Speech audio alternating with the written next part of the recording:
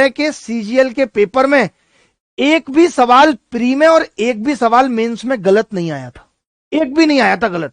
आप सोच सकते हो 2014 में 2 सवाल गलत आए, सुबह पेपर हुआ, शाम में उन सवालों के आंसर वेबसाइट पे आ गए कि ये 2 सवाल गलत पूछे गए, इनको हटा के हम रिजल्ट बनाएंगे, कोई दिक्कत नहीं है।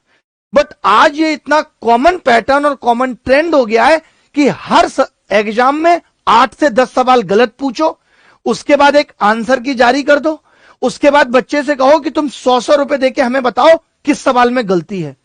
भाई ये चल क्या रहा है एजुकेशन सिस्टम में? इससे ज्यादा भ्रष्टाचार तो मुझे नहीं लगता केजरीवाल ने भी शराब घोटाले में किया होगा, जितना ये कमीशन कर रहे हैं और पैसा कमा रहे हैं, और इनको देखने वाला कोई नहीं है, सरकार को बताने वाला कोई नहीं है। आज जो बच्चे मेरे पीछे आप खड़े देख रहे हो, ये इसी चीज के मारे हुए हैं कि एसएससी जेई के एग्जाम में 16 सवाल पहले तो गलत दिए गए या पूछे गए या उनके आंसर गलत दे दिए गए। उसके बाद बच्चों से कहा आप 100 रुपए देकर के फॉर्म भरो, बताओ कौन से गलत हैं, और उसके बाद एक आंसर की जारी की, उसके बाद मेंस का रिजल्ट दे दिया। फाइनल आंसर की के लिए बच्चों को आरटीआई लगानी पड़ी, 15 दिन बाद फाइनल आंसर की देकर बोलते हैं कि इन 16 सवालों के मार्क्स हर बच्चे को मिल जाएंगे। फिर आपने क्यों 100 रुपए लिए थे बच्चों से? क्यों आपने पूछा था कौन से सवाल गलत है? अबे एग्जाम तुम ले रहे हो कि हम ले रहे हैं? हम बताएं तुम्हें कौन से गलत है?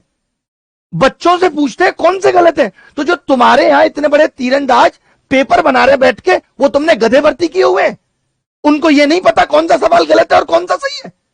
तुम ये उनको नहीं कह सकते कि तुम्हें 100 सवाल ठीक बनाने हैं, वो ये नहीं बना रहे और तुम उन्हें लगातार ढो रहे हो 6 साल से। एसएससी में पिछले 6 साल से गलत सवाल पूछे जा रहे हैं। अगर वो लोग इतने ही गलत सवाल बना रहे तो तुम उन्हें हटा क्यों नहीं देते? क्या इतना मुश्किल हो गया है इस देश में कि कोई 100 सवाल नहीं बना सकता? मर गए क्या इस देश के शिक्षक जो 100 सवाल सही नहीं बना सकते? नाक कटवा दी है। और हम कहां सोच रहे हैं हमारा देश बहुत आगे जा रहा है? ये आगे जा रहा है देश? अरे चाइना में 6 साल का लड़का 6ठी क्लास में पढ़ रहा हो कैपेसिटर बना देता है। हमारा वाला जो 6ठी क्लास में एबीसीडी सीख से नहीं सीख पा रहा है, और हम कहते हैं हम चाइना के प्रोडक्ट बाइकआउट करेंगे क्योंकि हम भारत में बहुत अच्छी चीजें बना रहे हैं, हम भारत में युवाओं के भविष्य को बहुत अच्छी दिशा में लेके जा रहे हैं, और कोई इनके लिए बोलने वाला नहीं है। कमाल की बात है। तमाम ऐसे शिक्षक होंगे जो एसएससी जेई के लिए पढ़ाते होंगे, लेकिन कोई आवाज नहीं उठाएगा क्योंकि इनका दर्द किसी और का दर्द क्यों होगा? उनको इस बात का डर होगा कि जो 3000 बच्चे सेलेक्ट हो गए वो ना बुरा मान जाए। और यहां जो बुरा लोग मानते हैं वो होते हैं केवल जो 80 लड़के या 150 लड़के या 300 लड़के पैसे देके भर्ती कराए हैं। ये जितने भी झोल हो रहे हैं ना, ये सिर्फ पैसे के लिए हो रहे हैं। अब वो बात याद आती है ना कि पैसे की पहचान या इंसान की कीमत कोई नहीं। कहते हैं ईमान जैसे वो कुछ नोटों की कहानी है, बिक गए ये कमीशन, इनको सिर्फ पैसा दिखता है। कल को तो ये और भी पैसा कमाने के लिए 100 क्वेश्चन की बजाय 200 पूछना चालू करेंगे, और 200 में ये 150 सवाल गलत पूछेंगे, और 100 रुपए की जगह ये 1000 रुपए फीस लेंगे।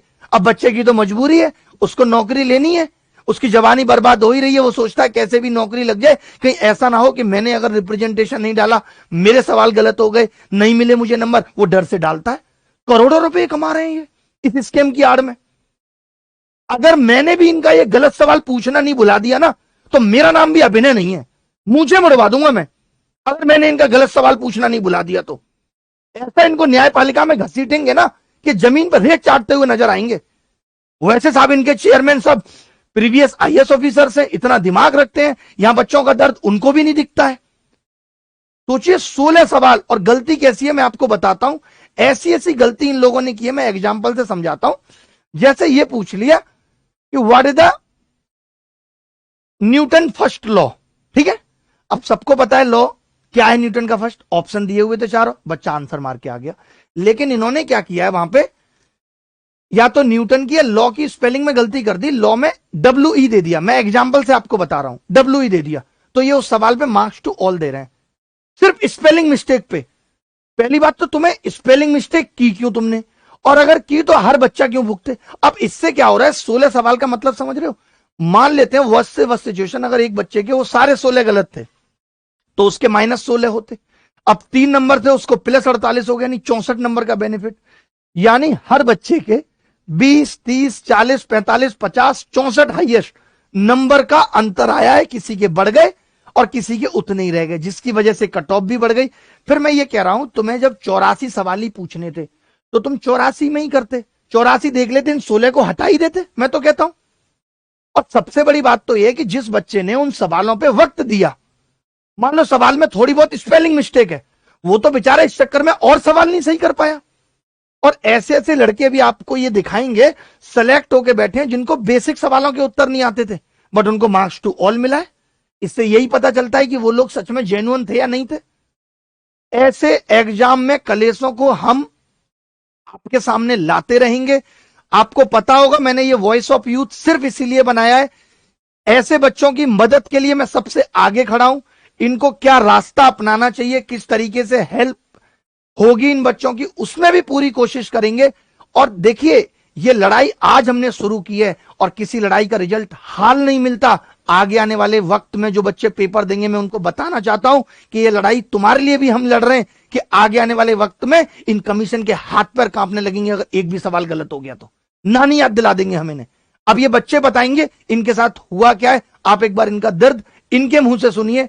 और इन बच्चों ने एक ग्रुप बनाया है, ये 7 उसके लीडर हैं जिसको मैं पूरा इनको गाइड करूंगा, और बच्चे जो इनके साथ जुड़ेंगे ताकि इस चीज को हम ठीक कर सकें और हर एक बच्चा जो डिजर्व करता है वो अपनी मंजिल तक पहुंच सके।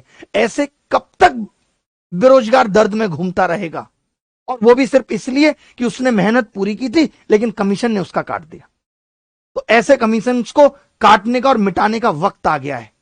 एक बार आप इनसे सुनिए, इनके मुंह से सुनिए इनका दर्द। एसएससी 2024 का 28 मार्च को नोटिफिकेशन आता है। उसके बाद 5 से 7 जून को 3 शिफ्ट में एग्जाम ले लिया जाता है प्री का। उसमें 11,761 बच्चे क्वालिफाई किए जाते हैं, जिसका रिजल्ट आता है 20 अगस्त को। उसके बाद 5 महीने बाद प्री के एग्जाम के 5 महीने बाद 6 नवंबर को मेंस का एग्जाम होता है। उसके 3 महीने बाद 3 फरवरी को उसका रिजल्ट दे दिया जाता है।